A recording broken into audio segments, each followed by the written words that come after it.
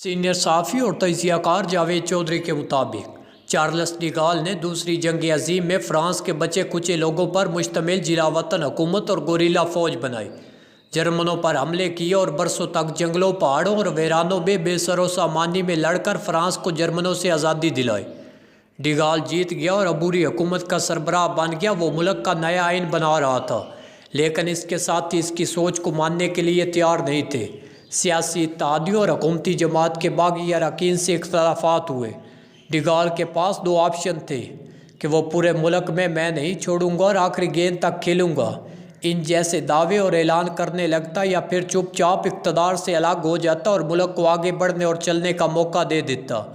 तजिया निगारों का ख्याल था डिगाल लड़ाई की तरफ जाएगा, क्योंकि उसने पूरी ज़िंदगी पीछे हटना और हार मानना नहीं सीखा था।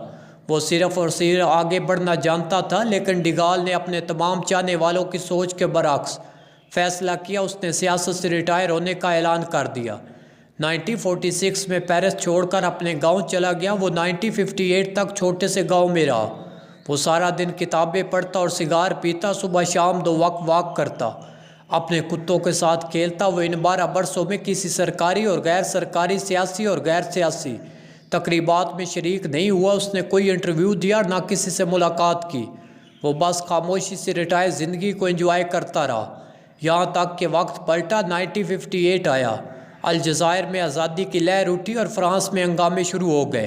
अवाम को इस नाजुक वक्त में सिर्फ एक सहारा नज़र आया और वो था चार्ल्स डिगाल। लोग घरों से निकले, डिगाल के घर पहुँचे, इसे कंधों पर उठाकर पेरिस ले आए, और इसके बाद एक नई कहानी शुरू होगी। हम इंसान जीत जाएं, ये कोई कमाल नहीं होता। हम बार बार कोशिश के बाद जीत जाएं, ये भी कोई कमाल नहीं होता। लेकिन हम जीतने के बाद हारे, मैदान में गिरे और एक बार फिर उठकर जीते, ये वाकई कमाल होता। और ये जबलत आम इंसानों को चार्ल्स डिगाल जैसा बड़ा लीडर बनाती है, और कुदरत ये मौका और ये हिम्मत बहुत कम लोगों को देती है। ज़्यादातर लोग जीतने के बाद हारने के अमल में फौत हो जाते हैं। इमरान खान लकी है, कुदरत इन्हें बड़ा लीडर बनने का मौका दे रही है। ये मुसलसल कोशिश के बाद जीते, हुकूमत बनाई और फिर अपनी हमाकतों की वजह से ये मौका ज़ाया कर दिया। कुदरत अब भी इनसे मायूस नहीं हुई, या इन्हें बाइज़्ज़त रुखसती का एक और मौका दे रही है।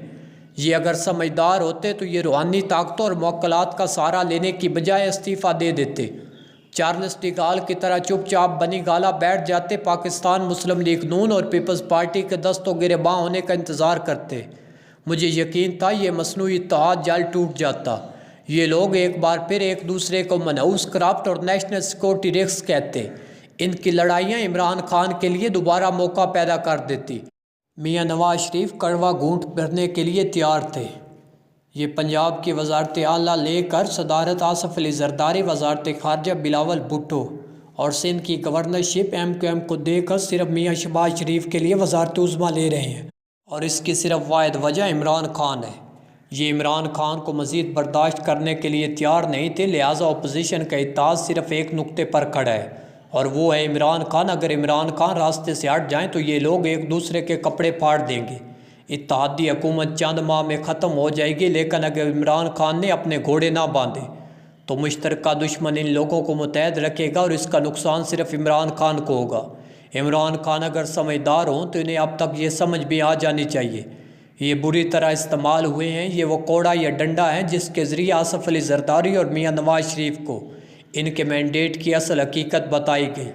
ये दोनों रगड़ा खाकर असल हक़ाइक़ से वाक़फ़ हो चुके हैं, लिहाजा इमरान खान की ज़रूरत नहीं रही। इमरान खान इंटरनेशनल एस्टेब्लिशमेंट के हाथों भी बुरी तरह इस्तेमाल हुए। इनसे पाकिस्तान के ख़िलाफ़ वो काम लिए गए जो दूसरी सियासी पार्टियां नहीं कर सकती थी। दुनिया को इमरान खान मिल गया, और दुनिया ने इसकी नातजुर्बाकारी और मजबूरी का खुलकर फ़ायदा उठाया। और अगर इमरान खान समझदार हों तो उन्हें अब तक यह समझ भी आ जानी चाहिए ये मुल्की चांद तारीख के चांद रुके हुए मंसूबे और चांद बड़े बिज़नेस ग्रुप्स के लिए भी लाए गए थे। ये आज अगर सिर्फ बड़े बिज़नेस ग्रुपों के असासे निकाल कर देख लें तो ये अमीर लोगों की अमारत में इजाफा देख कर हैरान रह जाएं। ये जान लेंगे इन लोगों के लिए लाया गया। इन लोगों ने जी भर कर इमरान खान का फ़ायदा उठाया। मुल्क में अब मज़ीद फ़ायदे की गुंजाइश नहीं रही, लिहाजा इनके जाने का वक्त हो गया। इमरान खान समझदार हों तो अब तक ये भी समझ चुके होंगे सिर्फ ख्वाब देखने से मंजिलें नहीं मिलती, इंसान को कुछ करना भी पड़ता है, اور کرنے کے لیے تجربہ، عقل اور عاجزی درکار ہوتی ہے، اور وزیراعظم نے بدقسمتی سے چن کر انتہائی ناتجربہ کار، نالائق اور متکبر لوگ اپنے گرد جمع کر لیے۔ ان سب لوگوں نے مل کر تبدیلی اور انقلاب کی کشتی ڈبو دی۔ حکومت عمران خان کی جا چکی تھی، صرف OIC کانفرنس کے خاتمے کی دیر ہوتی۔ پارٹی کے کچھ سینئر لوگ عمران خان کو مائنس کر کے PTI کی حکومت برقرار رکھنا چاہتے تھے۔ یہ اس فارمولے کے ساتھ پنڈی اور اسلام آباد کے چکر لگاتے رہے، لیکن اس وقت یہ ہوتا ہوا نظر نہیں آ رہا تھا۔ دوسری طرف عمران خان کی کوشش تھی یہ حالات کو مارشل لا تک لے جائے، اپوزیشن اور حکومت دونوں ریڈ زون میں آمنے سامنے آ جائے، لا اینڈ آرڈر کا مسئلہ پیدا ہو جائے، فوج اقتدار میں آنے پر مجبور ہو جائے۔ عمران خان کو ہٹانے کے بعد جب نون لیگ اقتدار میں آئی تو وزیراعظم میاں شہباز شریف 3 ماہ میں اسمبلیاں توڑ کر نئے الیکشن کرا دیتے تاکہ نون لیگ اقتدار میں دوبارہ آ سکتی اور اس کی پوزیشن مضبوط ہوتی، لیکن پیپلز پارٹی MQM اور دیگر اتحادی راضی نہیں تھے۔ یہ اسمبلیوں کی مدت پوری دیکھنا چاہتے تھے۔